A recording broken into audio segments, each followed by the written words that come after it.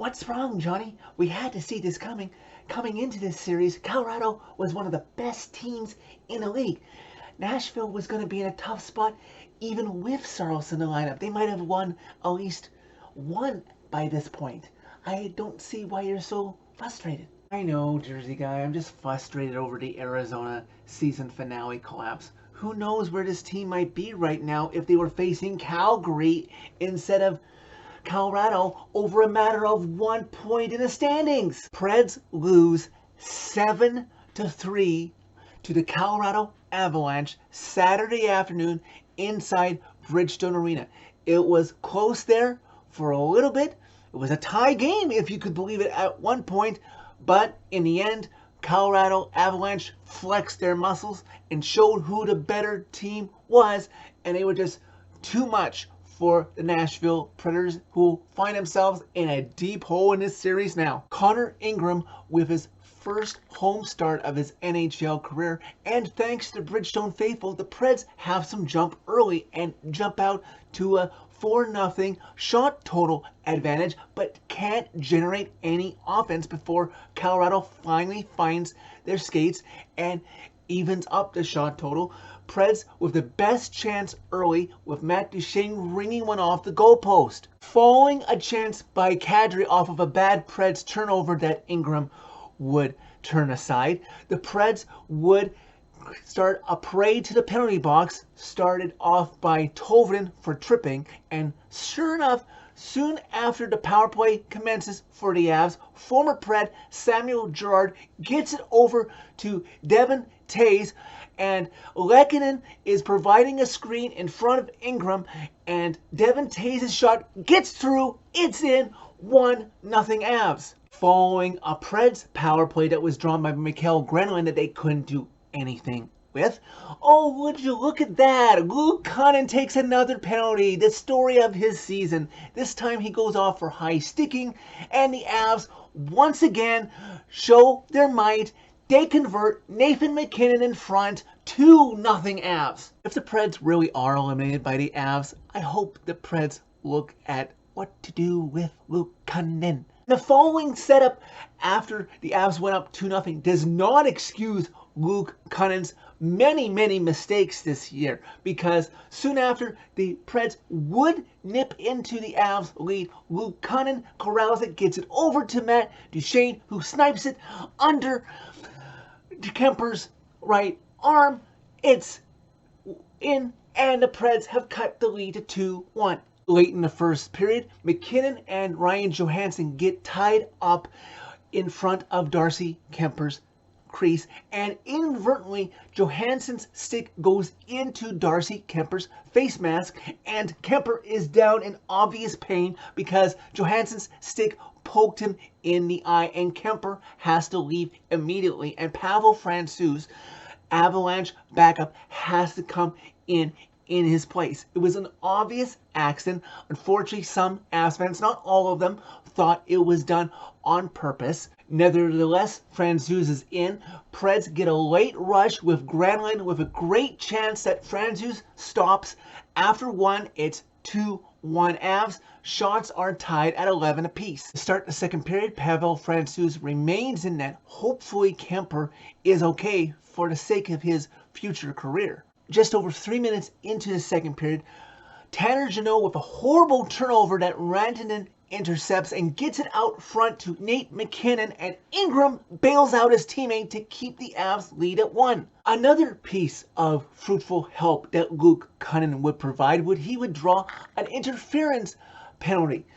And on the ensuing power play, just as it looked like it was about to expire and the Preds would come up short yet again on a man advantage, the puck comes to Eeli Tolvanen, who finds just enough space, glove side, on Francouz to beat him, tying this game at 2. Eeli Tolvanen's first career playoff goal. He is long overdue for that.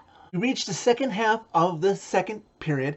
Teams trading chances. A weak holding call on Jeremy Liaison puts the Avs right back on the power play. And, oh, well, it looked like the Preds would escape early when Carrier got control of the puck, but, oh, he made a weak clearing attempt. The puck stays in, comes down low. Ingram has his pads stretched. There's nothing more he can do. Gabriel Landeskog has all day backhand to get it up and over his pad. The Avs retake the lead 3-2. But never you fret, because now Yakov Trenin would draw a holding call on Andrei Burakovsky. And never you fret, maybe the Preds power play is starting to convert now and starting to look good, because on the ensuing power play, Ryan Johansson and Roman Josi playing catch at the blue line. They switch spots. Ryan Johansson saucers it to Roman Josi, who blasted through a screen provided by Phil Forsberg to go straight into the net. The Preds have tied this game at 3. But the Preds have no time to rest on a tie, because the Avs come the other way. Not even a minute later, Gabriel Landeskog gets his second of the game. They have retaken the lead 4-3. But hold up, the Preds are challenging for goal interference, claiming that Landeskog didn't try hard enough to avoid contact with Connor Ingram before the puck came to him to tap it in, and they upheld the goal. I don't know what is goalie interference anymore in this league. Nevertheless, the goal stands, and now the Avs are back on the power play. And because of the failed challenge, Avs on the power play, things go from bad to worse. Miscommunication between defensive partners Ekholm and Carrier as Ingram comes behind the net to play it. Nobody out front for the loose puck that Nazem Kadri bounces on, puts it into the net. The Avs are now up 5-3. Avs have gone 4 for 4 on the power play to this point, and they have a great chance to go 5 for 5 as Forsberg takes a stupid charging call into the sideboards, and amazingly, somehow the Preds kill it off. Time winds down in the second period. Avs lead 5-3, outshooting the Preds 30-22. Now the Avs have a 2-0 series lead. They have a 2-goal lead in Game 3. They begin to really stifle the Preds, not giving them any momentum or room to try and come back in this game. The Avs, again, I need to repeat, are the best team in the West for a reason. Second best team in the league. They are outshooting the Preds 5-1 in the Preds' own building halfway through the third period. About that mark, about halfway through the third period. Terrible line change. I don't know what the heck the Preds were doing. All 5 skaters go off at the same time. Devin Tays, all alone, skates down the left wing boards, takes a slapper from distance that Connor Ingram should have had, but, well, for good measure, it goes in. The Avs are now up 6-3. And there's no point in any more notes on this game. The Preds obviously are uninterested, being down 3 goals late in the third period. Time tick, tick, tick, tick, tick, ticks down. Preds aren't interested. The Avs are happy with that, just to kill this off and get one game closer to the second round. Oh, for good measure, the Preds pull Ingram for the extra attacker. Oh, no worries. Avs get the puck, put it into the empty net for good measure. The final score in this one, 7-3 Colorado Avalanche. This team just doesn't seem to have it this year, Preds Nation. You can't allow your opponent, the best team in the Western Conference for good measure, to go 4 for 5 on a man advantage and think that you're going to have a chance to win the game. Yeah, you got their starting goalie knocked out incidentally, unfortunately, due to an injury, but their backup is no spring chicken like an AHL call-up like Connor Ingram is. Their backup is still fairly decent. Now the Preds are forced to face their first 0-3 hole in franchise history and try to become only the 5th team in NHL history to come back from an 0-3 hole and win a 7th game. I'm not going to hold my breath. Maybe this team can force a Game 5 and get a little bit of respectability, but it's going to be tough.